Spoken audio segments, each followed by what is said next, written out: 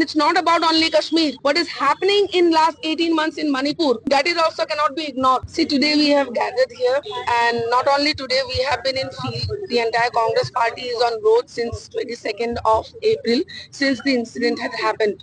The entire nation is mourning. We are really with the family who have lost their lives, who have lost their near and dear ones, and we condemn this coward attack of the terrorists. It is a clear message that who has been sponsoring those terrorists, where are these terrorists from, and when the border is so far from India, how can the terrorists come so easily and they can disappear within a few minutes? So it is very clear that the local people, the government is involved. So as we all know, Jammu and Kashmir is an UT. UT comes under Home Minister directly. So Home Minister has failed to give security. He has failed to give security to those people, to tourists who have nothing to do with this terrorist attack. They were killed brutally. They were killed by their names, by their communities, which is truly condemnable from Congress party. And we together, we are gathering here that the government has to take actions against this. We will not accept such coward act against people, innocent people, whatever have been happening. And it's not about only Kashmir. What is happening in last 18 months in Manipur, that is also cannot be ignored. So the BJP government,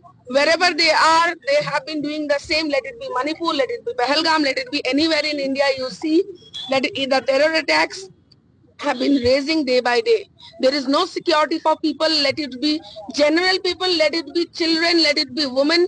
Everything, the crime rates are increasing, unemployment is increasing, innocent people are dying, and people who are trying to raise their voice they have been FIR'd or they have been silent through other means. So we condemn such act, and Congress party will always stand against such coward act unitedly across the nation. Today we are here protesting against the Home Minister and the PM who is responsible for such things.